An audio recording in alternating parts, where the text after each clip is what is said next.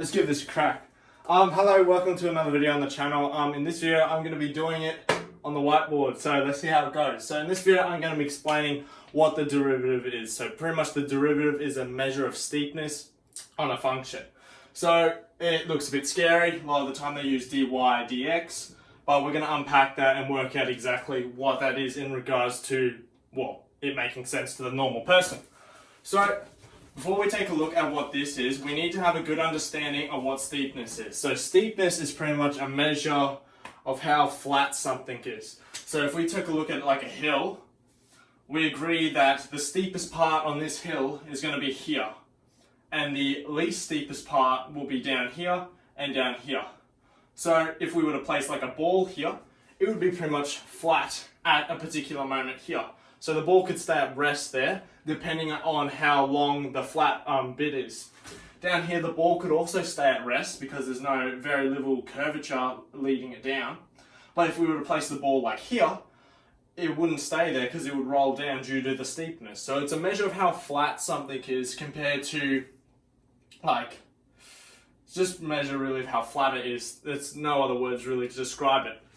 So when we take a look at let's say a function, we have to deal with curves all the time. It's very similar to hills. So when you think of a parabola, it's like a smiley face, or if you think of any sine curve or cos curve, it's an oscillating curve that goes up and down and has lots of curves.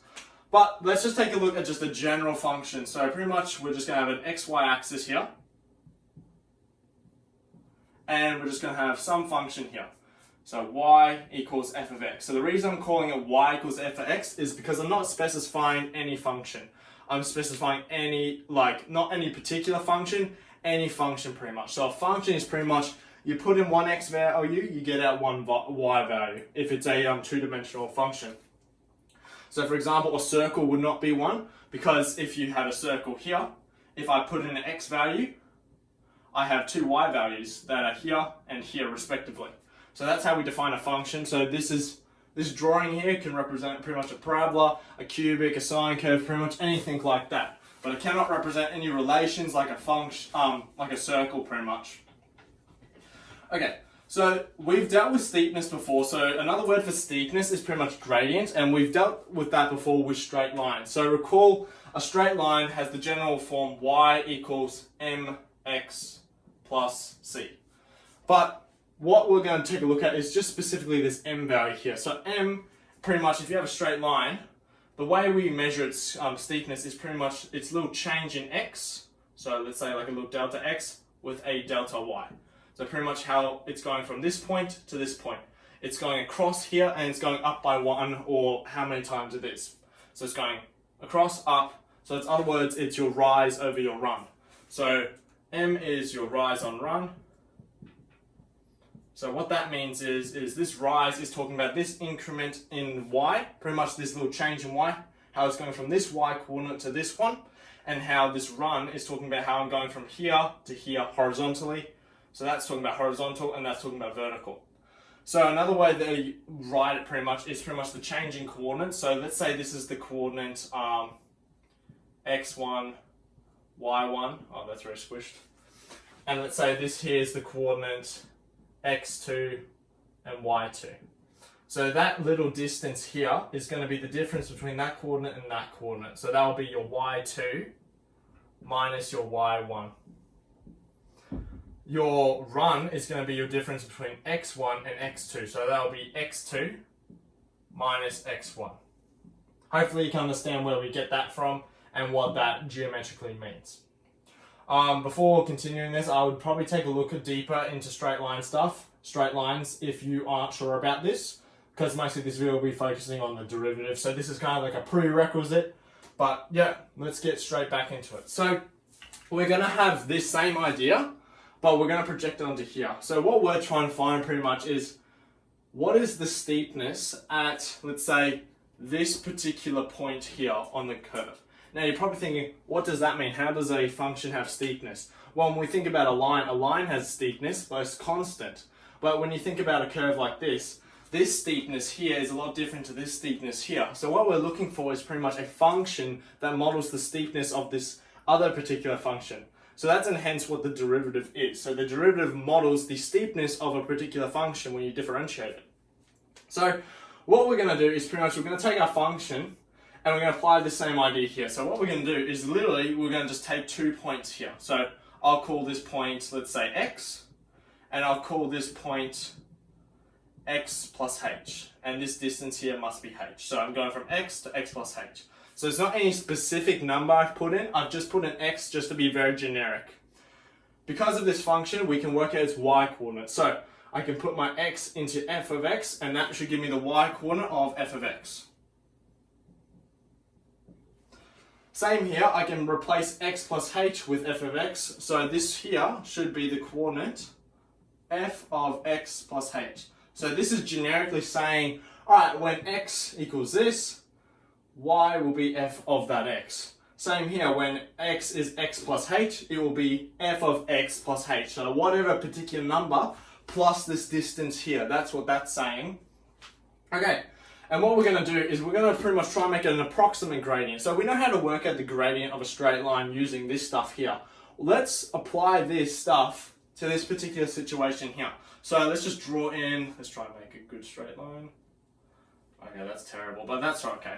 So what we're going to do is we're going to find this gradient here. So we're going to try and find an approximate steepness. So my first coordinate here is going to be x and f of x.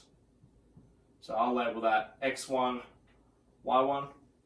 And my second coordinate will be x plus h and f of x plus h. So this would be x2 and y2. You can label these in any particular order. It doesn't really matter as long as you're very specific and you're consistent with your labeling. Shit. Right. So our gradient is going to be a rise over run. So it's your difference in your y coordinate. So let's just plug this information into our general expression here for gradient. So m is going to be on the top. My y2 in this case here is f of x plus h. Minus my y1, so minus f of x, divided by the difference in x's, so x2, so this is my x plus h, minus my x1, which is just x in this case here. Now you'll notice that on the denominator, the x's are going to cancel out because I have an x and I have a minus x. So we can simplify this expression here as just going f of x minus f of x plus h minus f of x all over h. So this is a general expression for our gradient. I'm just going to move this out the way because we don't really need that anymore.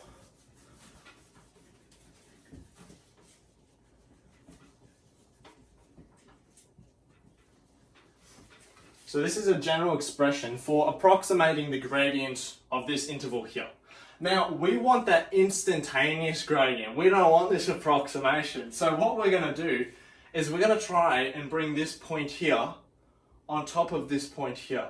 Now, the way we do that is we introduce this idea called a limit. So a limit pretty much basically means we're going to approach a certain value. So the way we can bring this point on top of this point here is making this distance as small as possible. So imagine this was the x value was, let's say, imagine x was 1 and this here was 1.2. As this x value gets closer to here, they both almost become the same, but not exactly. Because if they were exactly the same, you'd have a divide by 0 in the gradient.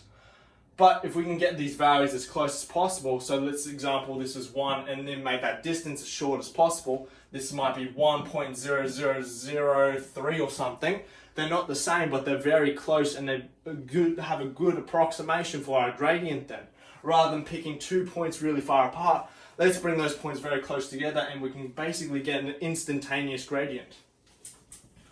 Okay. So what we're going to do is introduce this idea of a limit. So what we're going to do is pretty much say, alright, we're going to let h go to 0 pretty much. So we're going to write the limit. So the way we write limit is we write lim and then whatever you're wanting to apply the limit on. So in this case, we're going to say h, draw a little arrow, approaches 0. So what this is saying is the limit as h approaches 0 of this particular thing here. So f of x plus h minus f of x on h. And that is the definition of the derivative via first principles. I hope you enjoyed this video. This is my first one in person, but thank you so much.